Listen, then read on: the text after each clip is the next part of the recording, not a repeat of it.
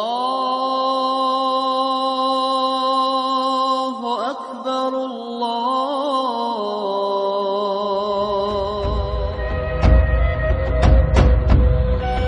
انہیں اللہ کی فوج کہا جاتا ہے.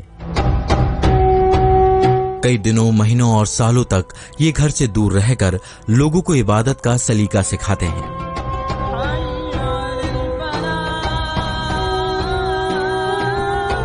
دیش ہی نہیں بلکہ دنیا بھر میں ان کو ماننے والوں کی تعداد کروڑوں میں ہے. لیکن کووڈ کے وقت ان پر کئی آروپ لگے. کچھ وجہوں سے ان کا ورود ان کے ہی دھرم کے لوگ بھی کرتے ہیں. آج دینک بھاسکر کی سیریز پنتھ میں دیکھیے اسلام کا پرچار کرنے والی تبلیغی جماعت کی کہانی، جسے جاننے ہم پہنچے دلی کے نظام الدین میں.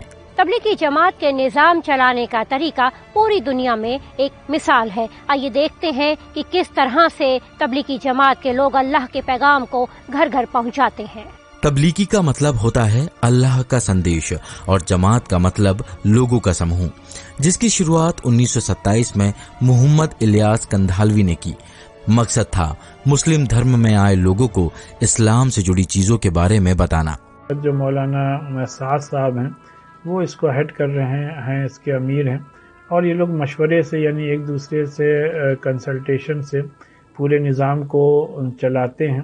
اور ہر شہر میں بیسیکلی ایک چھوٹی سی مشاورتی یعنی کہ کنسلٹیٹیو کمیٹی ہوتی ہے یا اس کا ایک امیر ہوتا ہے جو کہ اس کو ہیڈ کرتا ہے اور پورے نیٹ ورک کو مینیج کرتا ہے. سینکڑوں کی تعداد میں جماعت میں جانے کی اچھا رکھنے والے لوگ مرکز یعنی جماعت کے ہیڈ کوارٹر پہنچ کر 3 دن یہیں رکتے ہیں. یہاں انہیں گشت یعنی پرچار سے جڑی ہوئی چیزوں کے بارے میں بتا کر دیش کی الگ الگ جگہوں پر بھیج دیا جاتا ہے.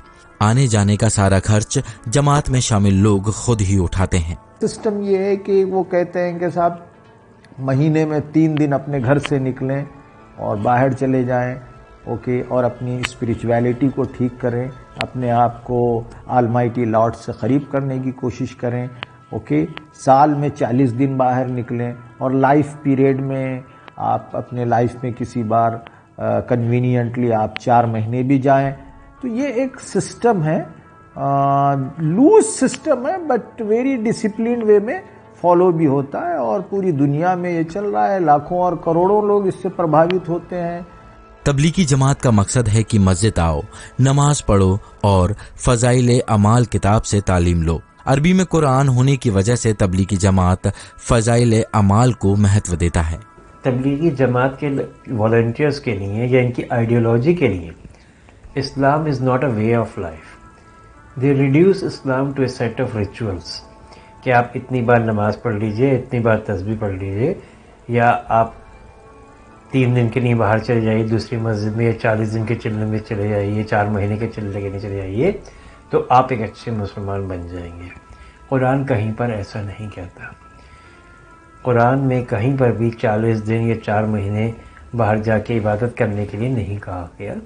جماعت میں 15 سال کی عمر سے لے کر بزرگ تک شامل ہو سکتے ہیں، لیکن ان جماعتوں، مرکز اور مسجدوں سے مہیلاؤں کو دور رکھا جاتا ہے.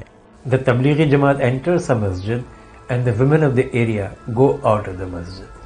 جب آپ نے 50% آبادی کو مسجد سے دور رکھا ہے تو آپ کیسے کہہ سکتے ہیں پوری آبادی کے لیے کام کر رہے ہیں؟ تبلیغی جماعت ایک پروشوں کی جماعت ہے، پروشوں کے لیے جماعت ہے.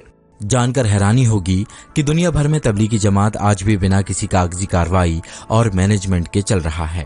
اور ان کے پاس نہ تو آپ دیکھیں گے کوئی کمیونیکیشن کا ایسا استعمال، جو آج کے گیجٹس ہیں وہ نہیں استعمال ہوتے ہیں، نہ ہی پوسٹرز پرنٹ ہوتے ہیں، نہ ہی ڈیجیٹل کمیونیکیشن ہوتا ہے.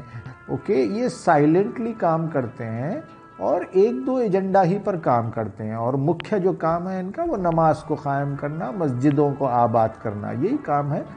بھارت میں 3 جماعت ہیں. پہلی جماعت اسلامی ہند، دوسری جمعیت علماء ہند اور تیسری تبلیغی جماعت. باقی دونوں جماعت کھل کر مسلموں سے جڑے مدعوں پر اپنی رائے رکھتے ہیں، جبکہ تبلیغی جماعت نے ہمیشہ سے ایسے مدعوں سے دوری بنائے رکھی. جب قرآن آپ کو بار بار یہ کہتا ہے قرآن کو سمجھو، اس کے بارے میں سوچو، غور فکر کرو، سورہ محمد میں بھی ہمیں یہی بات کہی جاتی ہے، تو تبلیغی جماعت ہمیں قرآن پہ غور اور فکر کرنے کو کیوں نہیں کہتی؟ سعودی عرب میں تبلیغی جماعت پر روک ہے. اتنا ہی نہیں، انہیں کئی بار ووادوں کا سامنا بھی کرنا پڑا. اس کے باوجود بھی تبلیغی جماعت 150 سے زیادہ دیشوں میں ایکٹیو ہے، جو لوگوں تک اسلام سے جڑی باتوں کو پہنچا رہا ہے.